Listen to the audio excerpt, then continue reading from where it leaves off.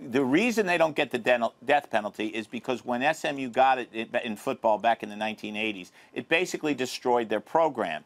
And as a result, the NCAA has been very hesitant to give out the death penalty, even when major schools have been eligible to receive it. If you have 2 major violations in a period of 5 years or less, you are eligible for the death penalty. This has occurred on several occasions, and they have never used it because they don't want these big-time schools to shut down and be off television and not bringing in revenue.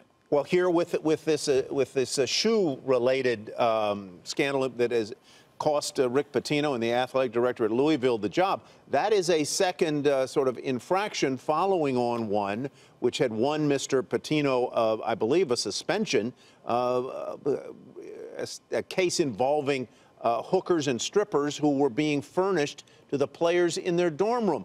Do you think Louisville should or will get this death penalty now? I think Louisville should. I don't think it will for the reasons that I gave you a minute ago. I've said for a long time, Tyler, that the reason why there's so much cheating going on, and we only know about a tiny percentage of it, the FBI investigation is the tip of an iceberg, is because cheating pays.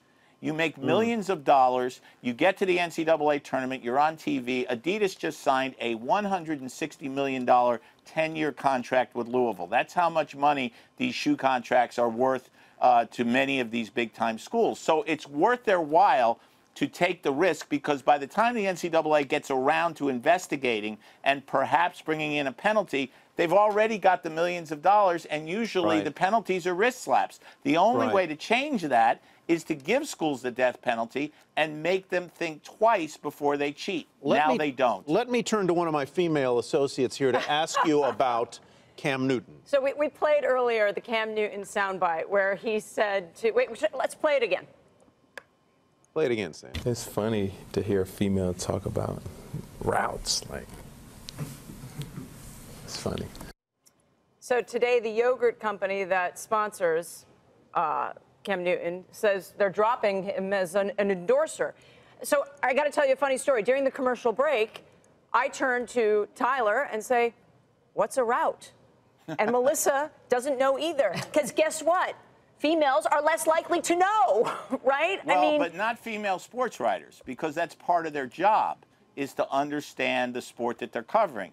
The young woman from the Charlotte Observer who asked the question wouldn't have that job if she didn't know and understand football. The thing you have to understand is that the locker room in all sports, not just football, is one of the last bastions of open sexism. If you go into a locker room and there's nobody around, there are no TV cameras, the sexism, the stories that are told, the jokes that are told are straight out of the 1950s. So what happened yesterday was that Cam Newton let something come out of the locker room that is normally kept in the locker room. That's why they talk about locker room humor. we were just thinking that it sounds like a trading floor. I don't know. I'm not sure it's that different. It may not be. It is I wouldn't know that much about a trading floor. The only thing I know about stocks is I pick bad ones.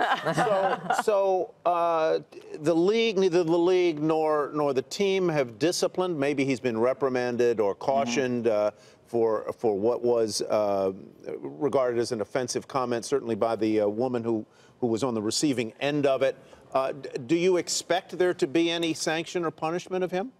I could see him getting fined. I don't think he'll be taken off the field by any means because he's a star. But to defend the NFL, which I rarely do, they did come out pretty forcefully yesterday and say that this was unacceptable behavior and that Cam Newton should not have said what he said. So I think he may get fined. Hey there, thanks for checking out CNBC on YouTube. Be sure to subscribe to stay up to date on all of the day's biggest stories. You can also click on any of the videos around me to watch the latest from CNBC. Thanks for watching.